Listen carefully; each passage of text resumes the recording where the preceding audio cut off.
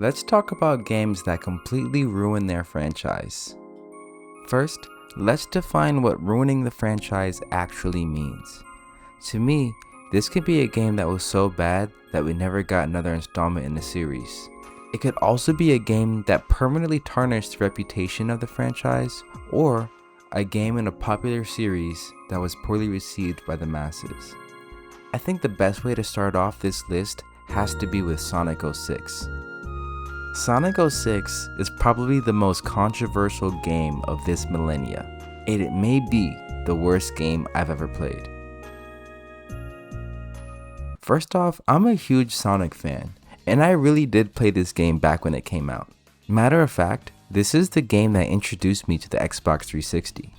And I remember I played this game. I actually had this game back in 2006.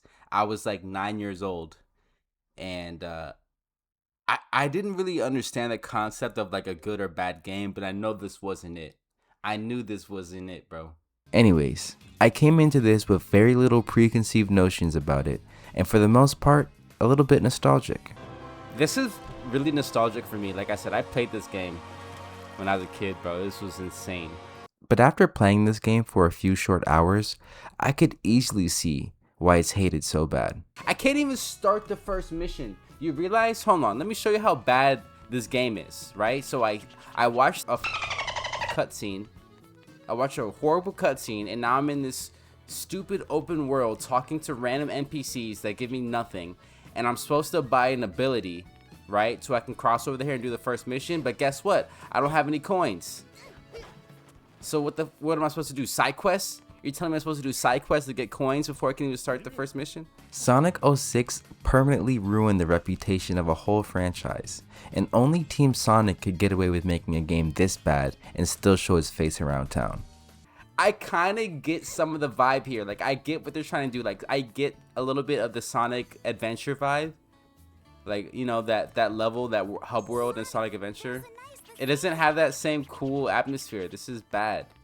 I will say, Sonic games did get a lot better after this, but they took such a big gamble that they almost never recovered.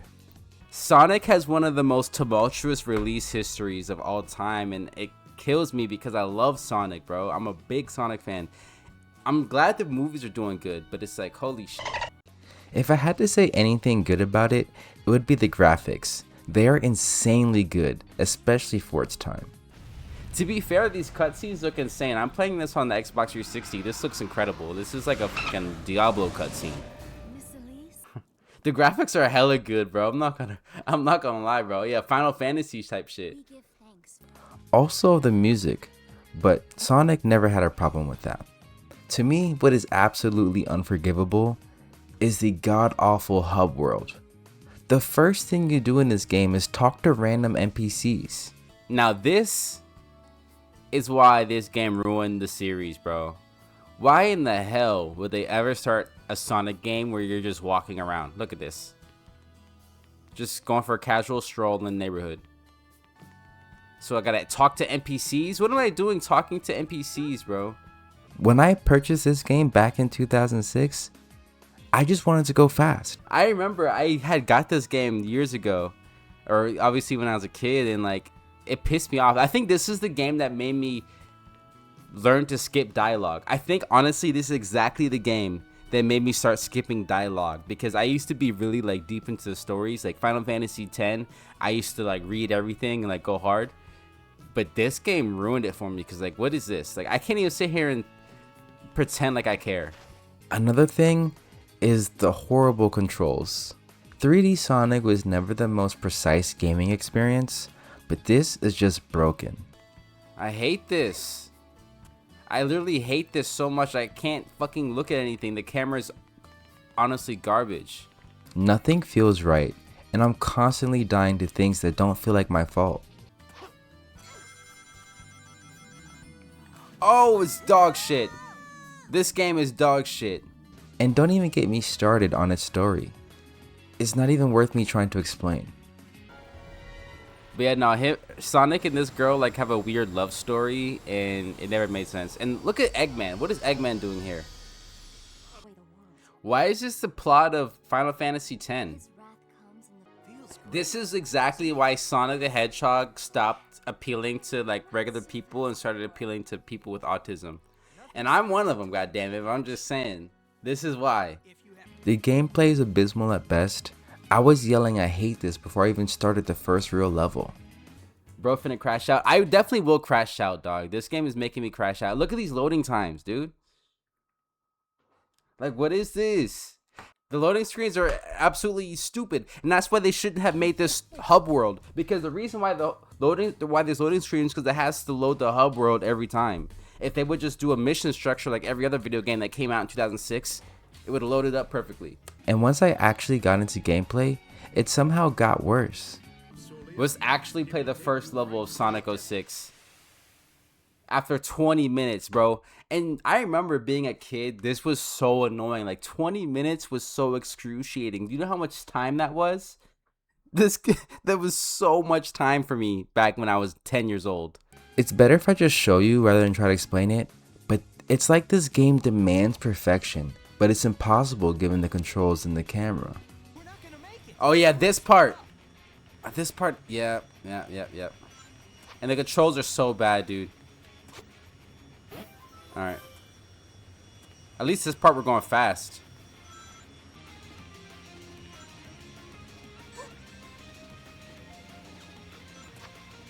No! Bullshit! Bullshit! When I was younger, I never understood the fan hatred for this game, but playing Sonic 06 now genuinely made me angry. Like, what the f... You can't expect me to...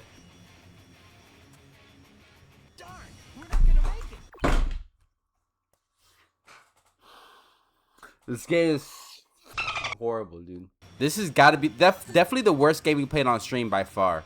By far the worst games. I talk a lot of shit about Psychonauts. I would play Psychonauts any day rather than this dog shit. Genuinely would play Psychonauts right now. I literally couldn't last 2 hours playing this game. Can't hit a single obstacle right now. Come on. Here we go. I need this. No! Fuck you, game. Fuck you, game. Fuck you. Fuck you. Fuck this game. Did you see that? That was actual bullshit. It just launched me off. Like, you... I can't, bro. I literally can't do this.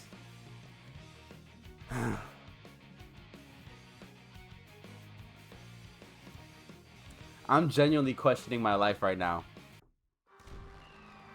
Oh my god, I gotta start all over. It's not just the level or the checkpoint. I gotta start the entire game over. It's game over, nigga. It's back to the beginning. Watch the cutscene again because no.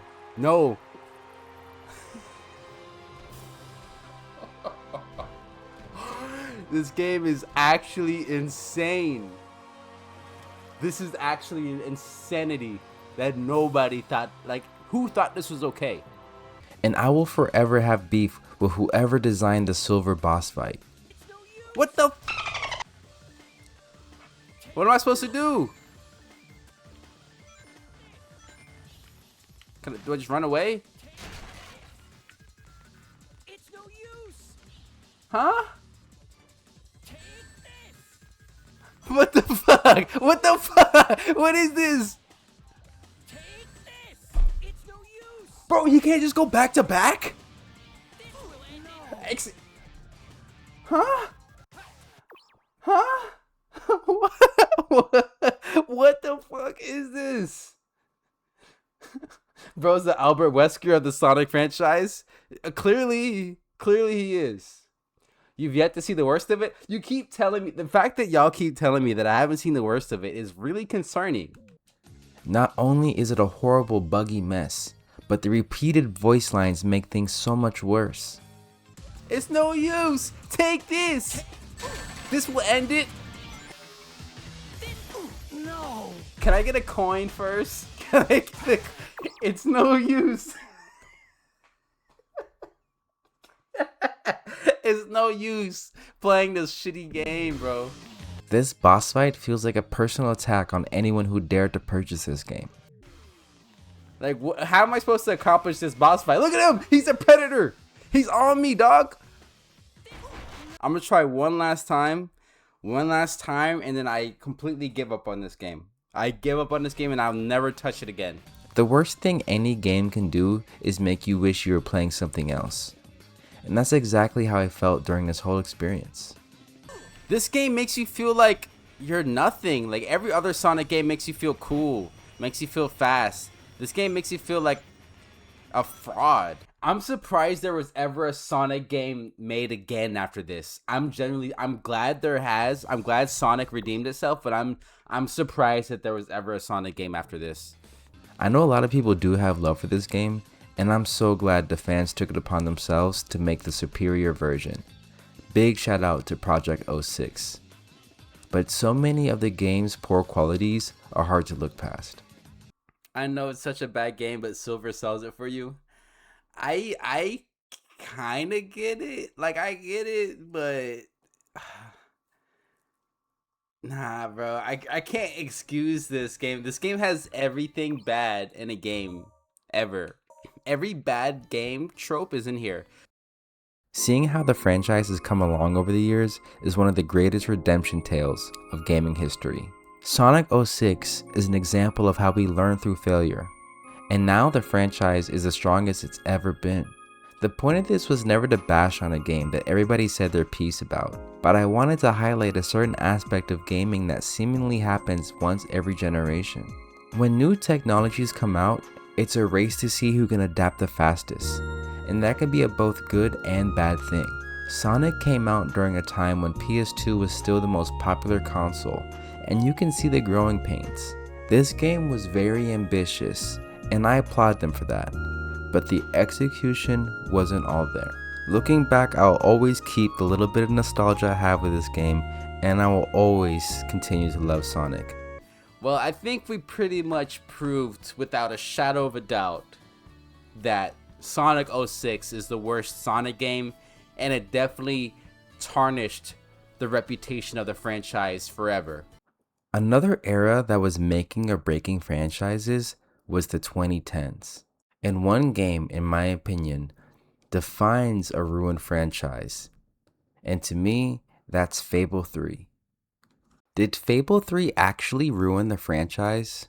And when I say they ruined their franchise, I'm not saying these are bad games. I'm not saying the franchise is bad or anything derogatory. What I'm really trying to point out is games that permanently ruin the reputation of otherwise great franchises.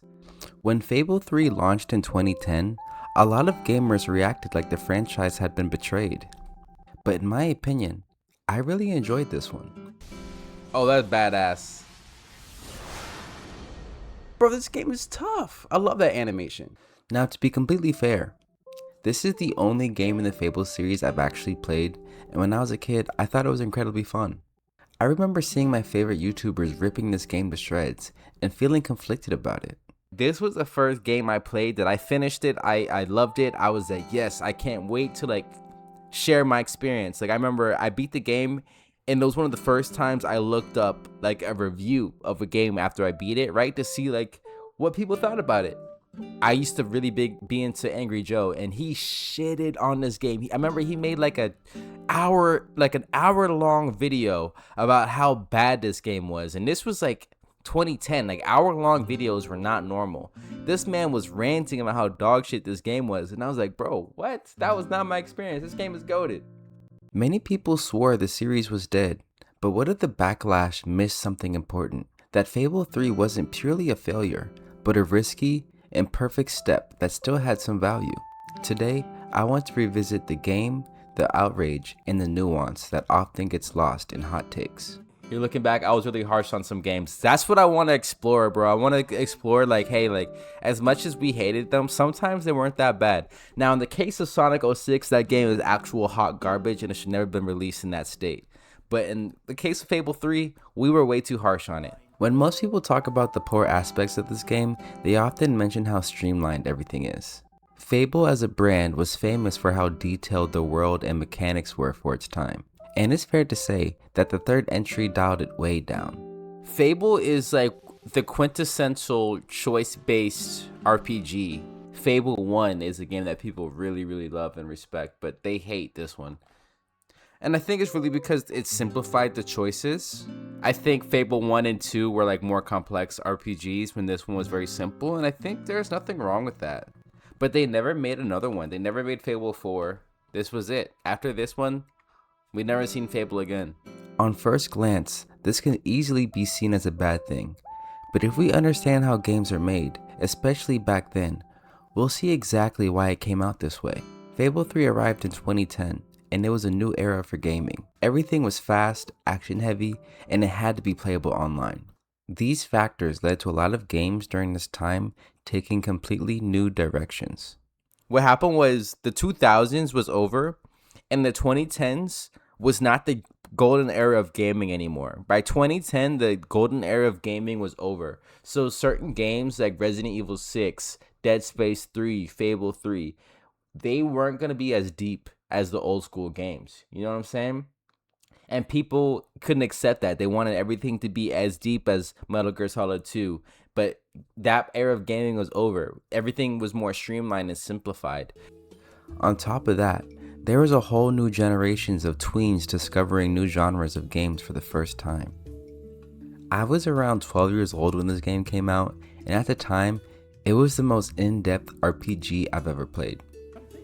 This game is fun, dude. I don't know why people hate it. I really don't know. Like, I think the main reason people hate this game is just because it's not as deep as the original Fable game, but it has everything. But I remember you can have a job in this game, you can get married, you can buy a house. Like, that was a lot, bro. I remember it being so innovative at the time, at least for me. Like, this is the first time I ever experienced something like this. I've only seen the Fable franchise from afar, so I was unfamiliar with the expectations put on this game.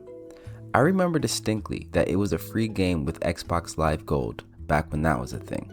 At the time, we had to pick which game you wanted for the month, and it was something we deeply pondered. I chose Fable 3 because the art style and the cinematic trailer sold me on an epic adventure. On top of that, swords and guns just look cool. Before this, I only played movie tie-in games or sports titles, and this was my first ever fantasy RPG. I was blown away by the level of choice and interaction that the world had, and I was genuinely invested into the story. I like the idea of like fighting against oppression from the inside. That's a really cool concept. Like, as a kid, like this was morality. Morality wasn't this gray area. Like, morality was black or white. Either we help the people or we don't. I would spend hours late nights after school just grinding away at side jobs and trying to get married in the game. I played this game all the way to the end, and it still sits in my mind as a pleasant memory. Now that it's been over 15 years, it seems gamers never forgave Fable for its third entry, and I still don't see why. Like, if this game came out exactly how it is today, just like with updated graphics, nobody care. It would be a great game. Because if you think about nowadays, there's no mind-blowing story. Like, The Last of Us Part 1 is not a mind-blowing story. It's actually a really simple story if you think about it. But it's new, so people think it's like the greatest of all time. This game has just as simple as a story, if not more complexity, but people just said it wasn't good enough. I don't know. Let's talk about why people hated Fable 3 so much. The loudest factor to why many people hated this game was expectations. Fable had cultivated passionate fans, and any perceived dilution invited intense negative reaction. In a media environment hungry for outrage, Fable 3 became an easy target. On top of that, content creators were dominating the internet for the first time, and their opinions mattered. Like, I generally don't think Fable 3 is a bad game whatsoever, but Fable 1 and 2 were just so good that this was the weakest one in the series. And we were used to the golden age of gaming. Like, for most of our childhoods, gaming was getting better and better. So when things started getting worse, we did not fuck with it, bro.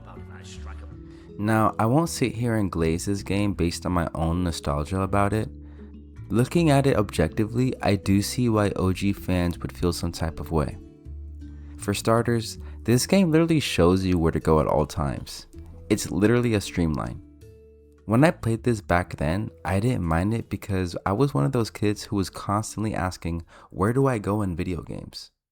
I can see people hating on this whole like light thing that tells you where to go all the time, but I don't mind that, bro. I'm just hanging out playing a video game, dude. Nothing too complicated. If you've been on my stream for a while, you know that I hate tutorials. This game actually has an amazing tutorial. It tells you what you need to do without like being annoying about it.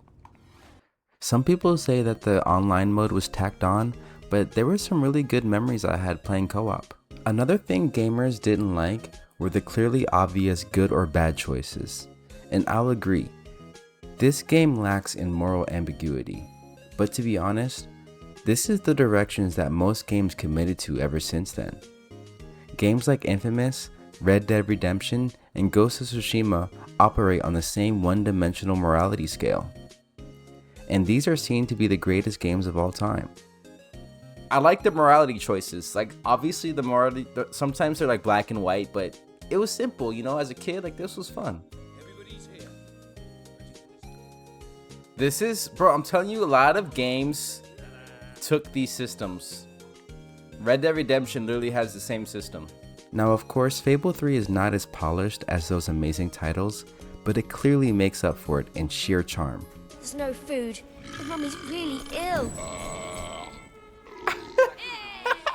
My mom was really ill. I'm just burping in his face. Peak game. This game had some really memorable scenes and characters. The central arc about revolution and the responsibility of leadership contains moments of genuine moral discomfort, and it can be pretty emotional from time to time. Damn, there's no right answer here, bro. You just can't. Choose me.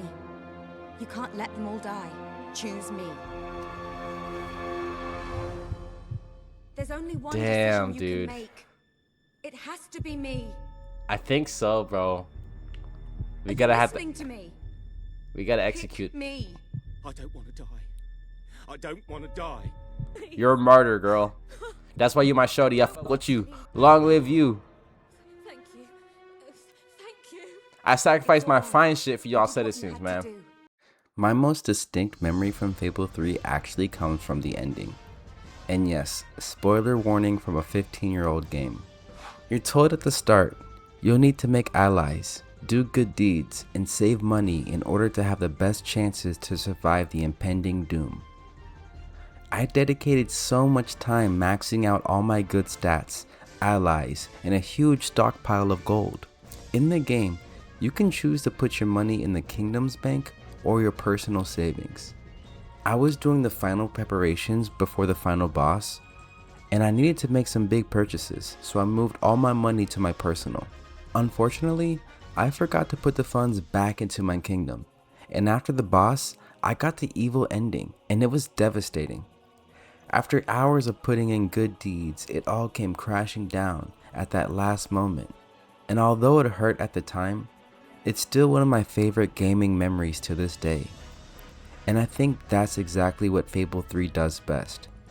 It's clearly not trying to be the greatest RPG of all time, but it does create a living, breathing world that you can create memories in. I remember this guy. I actually know this guy. Yeah, I think I know these villagers, bro. I remember, you know what? I took my wife from this village. I truly believe that if Fable 3 came out today, nobody would have been upset because this is the natural progression that gaming was headed to anyways. Unfortunately, games like Fable 3 were ahead of the curve when it comes to the streamlined and accessibility-driven games that we now have today.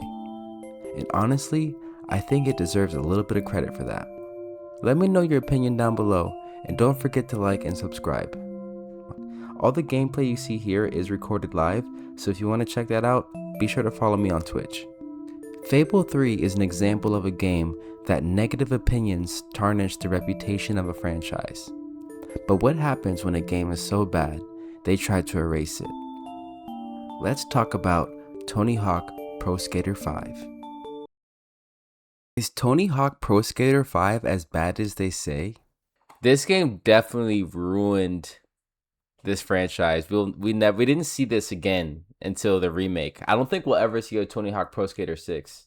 to be honest with you. During the early 2000s, Tony Hawk dominated the world of street sports and video games. The Tony Hawk Pro Skater series is one of the most beloved franchises in gaming, and one game in particular seemingly ruined that. I don't think there's a single other game that encapsulates a game that ruined its franchise more than Tony Hawk Pro Skater 5. Tony Hawk Pro Skater 5 arrived in 2015, and it was a whole new millennia of gaming. The golden age of games had long passed, and we were entering the world of online-only, battle royale, and season passes. Many older franchises couldn't keep up with the direction that gaming was headed in, and Tony Hawk Pro Skater 5 is the perfect example. This was such a weird era for gaming, to be honest with you. I remember 2015 being an especially mixed bag for gaming, and I was well into my teens at this time, and I started to grow more skeptical, as now I had to buy my own video games. I've been burnt so many times by my favorite franchises, all seemingly ruining their reputation all in 1 year. 2015 saw the release of Assassin's Creed Syndicate, Fallout 4, and the long-awaited Star Wars Battlefront remake. I could clearly see the writing on the wall as my favorite games seemed to dilute themselves before my eyes. I remember initially being very excited for Tony Hawk Pro Skater 5, but quickly seeing the reviews tear it to shreds. During this time, I had recently been so upset with the Star Wars Battlefront remake that I actually destroyed my disc. I couldn't repeat the same mistake, so I skipped this entry completely. Fast forward to 2020, and Activision had completely delisted Tony Hawk Pro Skater 5 from online stores. And when that happened, it jogged my memory about this tumultuous title. I decided to grab a physical copy before the game rises in the price, and finally see for myself if this game was really that bad. Alright, let's see what this is about. Oh. It feels different, to say the least. It's heavier than classic. It's not the worst thing I've ever played though. I initially went into this with an open mind and with as little bias as possible. But truthfully, this game sets to unimpress you from the very start. Bro, this mission is ass. Who wants this? This is not even doing tricks or nothing. I'm pushing balls out of a fucking pool. What do I look like? This is chores. This is not even gameplay. And look at those physics. I grew up on a Tony Hawk Underground series, and those games had style squeezed into every asset of the game. Tony Hawk Pro Skater 5 is devoid of any of that. This game isn't bad, it just feels so soulless. Like, I'm not playing Tony Hawk right now. It has all the bones of Tony Hawk, but it's just not. Everything feels lifeless, from the graphics to the menus. The gameplay just feels off. The previous entries made you feel larger than life, easily pulling off multiple combos. Tony Hawk Pro Skater 5 makes even the most basic maneuvers feel like a chore. Bro, and you can't really do a 360. Like, turning 360 is weirdly heavy. I've never experienced that before in a Tony Hawk game. And that weird slam mechanic, what the f is that? And even if you were to get into a little bit of a groove, it doesn't even look cool, which is a cardinal sin for this type of game. Bro, I hate the controls in this game. It's genuinely ass. Every time I get into a good flow state, there's something that genuinely breaks me out of it. And it's not my fault. This map looks so bad and boring. It is so boring, bro. Literally, it's excruciatingly boring. Tony Hawk Pro Skater 5 had so much potential, but this game feels like it was made in a cave with a box of scraps. The graphics look like they're made from the GameCube, and the level design is incredibly boring. Now, this game was literally developed in the back rooms. Look at this shit. Look at this. This game looks like it was developed inside GTA. It looks like a GTA role-playing community dedicated to game development made this game in GTA using GTA assets. The soundtrack has to be the worst part for me. Games like Tony Hawk Underground forever altered my taste in music for the better, but Tony Hawk Pro Skater 5 feels like royalty-free music mixed with a retail playlist. Bro, and this song is pissing me off, bro. How do I turn the music off? It sounds like AI generated. It is AI generated. If there are any good aspects of this game, I certainly did not play long enough to experience them. I remember one of the major selling points of this game was being able to play as Lil Wayne. Well, I didn't even want to do that because this is one of the worst games I've ever played. Wasn't Lil Wayne supposed to be in this game? Lil Wayne is in this game, and you're right. How do I get to play as Lil Wayne? I need to change my character for sure. This game serves as the blueprint to the soulless, empty calories that many of us are still playing to this day. CAA uses this as a torture method? Oh my god. No, for real, I can see that. They just load up fucking Tony Hawk Pro Skater 5, blast music full, and you gotta get pro on every stage. Tony Hawk Pro Skater 5 didn't fail because it was a bad game. It failed because it betrayed the franchise's core identity. A rushed development, technical catastrophes at launch, and poor design choices led to fan trust being permanently lost. Tony Hawk Pro Skater 5 won't be remembered for its innovation. It'll forever be a cautionary tale. A franchise that fell victim to rushed development and misplaced priorities. It's a reminder to the studios and the fans alike to respect the things that made a series so great, and not to expect the community to forgive careless betrayals. Luckily, the Tony Hawk franchise has made a major resurgence with the release of its remake series, and I couldn't be happier. I really look forward to more entries in the franchise, and it'll be nice to see the king once again take its crown. Bro, that game, Tony Hawk Pro Skater 5 is so bad, it ruined gaming for the rest of the night for me. Like, I deadass don't want to play video games anymore. Exploring these 3 games helped me realize that the only thing separating the peak from the fall is timing. At one point, all of these games were the pinnacle of their respected genres, and one misguided game permanently tarnished the reputations of our favorite franchises. But in due time, all wrongs seem to get right, and the golden age of gaming can still make a comeback. Let me know what other games you feel like ruined a series for you, and what I should do next. If you like what you saw here, don't forget to like and subscribe. Also, everything is recorded live, so follow me on Twitch if you want to see the magic happen. Anyways, hope to see you guys on the next one, and peace!